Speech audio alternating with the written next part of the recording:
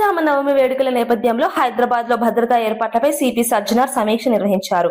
ఈ నెల 27న జరిగే శోభయాత్రకు పకడ్బందీ ఏర్పాట్లు చేస్తున్నామని తెలిపారు. జిహెచ్ఎంసీ కమిషనర్, ట్రాఫిక్ అధికారులతో కలిసి బందోబస్తు చర్యలను పరిశీలించారు. అవాంఛనీయ ఘటనలు జరగకుండా ముందస్తు జాగ్రత్తలు తీసుకుంటున్నామని చెప్పారు. ఆర్గనైజర్లు పోలీసులకు సహకరించాలని విజ్ఞప్తి చేశారు. యాత్రను నిర్ణీత సమయానికి ప్రారంభించాలని సూచించారు. భక్తులు నియమాలను పాటిస్తూ కార్యక్రమంలో పాల్గొనాలని కోరారు. నగరంలో శాంతి భద్రతలకు ప్రాధాన్యత ఇస్తున్నామని తెలిపారు. పండుగను ప్రశాంతంగా నిర్వహించేందుకు అన్ని ఏర్పాట్లు పూర్తి చేస్తున్నామని స్పష్టం చేశారు.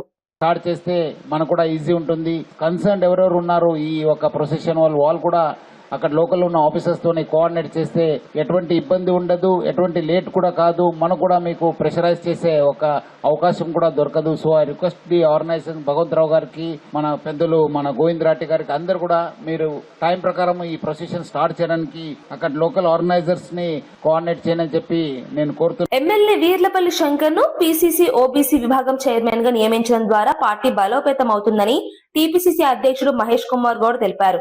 ఆయన నాయకత్వంలో ఓబీసీ విభాగం మరింత బలపడుతుందని విశ్వాసం వ్యక్తం చేశారు. రాహుల్ గాంధీ ఆలోచనల మేరకు సీఎం రేవంత్ రెడ్డి నేతృత్వంలో కులగణన చేపట్టామని చెప్పారు. ఒక పద్ధతి ప్రకారం, ఒక డిసిప్లిన్ గా వారు కార్యక్రమాలు చేస్తారు. నియోజకవర్గానికి నేను అర్ధరాత్రి 11 గంటలకు ఫోన్ చేసి పొద్దున 9 గంటలకు మీటింగ్ కావాలంటే 5,000తో మీటింగ్ పెట్టే కెపాసిటీ ఉన్నటువంటి శంకర్ గారిని ఓబీసీ డిపార్ట్మెంట్ చైర్మన్ చేస్తే ఇది బలోపేతం అవుతుందని, తద్వారా కాంగ్రెస్ పార్టీకి బలం చేకూరుతున్న ఒక ఏకైక ఉద్దేశంతోనే శంకర్ అన్న గారిని వాళ్ళ పిసిసి ఓబీసీ డిపార్ట్మెంట్ చైర్మన్ గా చేసినారు. నాకు ఆశ ఉంది, తప్పకుండా శంకర్ అన్న నేతృత్వంలో ఓబీసీ డిపార్ట్మెంట్ బలపడి వచ్చే ఎన్నికల నాటికి మీ నేతృత్వంలో అత్యధిక సీట్లు బీసీలకు ఇప్పించుకొని 100 సీట్లు తగ్గకుండా కాంగ్రెస్ పార్టీ గెలుచుకొని మళ్ళీ అధికారంలోకి వస్తుంది. ఇది నా మాట, మీ మాటగా చెప్తా ఉన్నాను. మిత్రులారా, పొన్నం ప్రభాకర్ గారు చెప్పినారు కేబినెట్ లో వారితో పాటు మా సిఆర్ఎన్న, సురేఖ అక్క ముగ్గురు కూడా అనునిత్యం బీసీలకు రావాల్సిన వాటా గురించి పోరాడుతా ఉన్నారు. గతంలో తెలంగాణ ఉద్యమంలో పెద్దలు హనుమంతరావు గారు, మధుయాష్ గారు, పొన్నం ప్రభాకర్ గారు వీరే కదా పోరాటం చేస్తే తెలంగాణ వచ్చింది. సో ప్రతి పోరాటంలో బీసీల ఆరాటం ఉంది కాబట్టే వాళ్ళ తెలంగాణ సాకారమైంది. మా సిఆర్ఎన్ చెప్పినట్టుగా మొన్నటి ఎన్నికల్లో బీసీలు గనక కాంగ్రెస్ కి మద్దతు పలకుండా ఉంటే మనం అధికారంలోకి వచ్చే అవకాశమే లేకుండే. బీసీలు ఏకమైనరు కారణం రాహుల్ గాంధీ గారు ఎంచుకున్నటువంటి బాట. బీసీలు ఎందుకు ఏకమయ్యారు?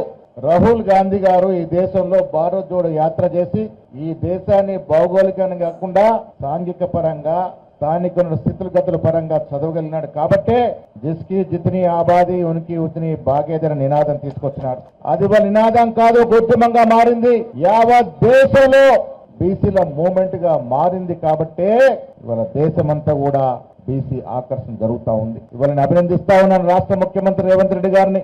రాహుల్ గాంధీ ఆకాంక్షని పరిపూర్ణంగా నెరవేరుస్తూ దాదాపు 95 ఏళ్ల తర్వాత ఆనాడు బ్రిటిష్ వారు చేస్తే కుల సర్వే, 95 ఏళ్ల తర్వాత ఈ దేశంలో ఏదైనా ప్రభుత్వం కుల సర్వే చేసింది అంటే తెలంగాణ ప్రభుత్వం రేవంత్ రెడ్డి గారి నేతృత్వంలో కుల సర్వే చేయడమే కాకుండా ఒక అఫీషియల్ డాక్యుమెంట్ ఇవ్వగలిగినాం.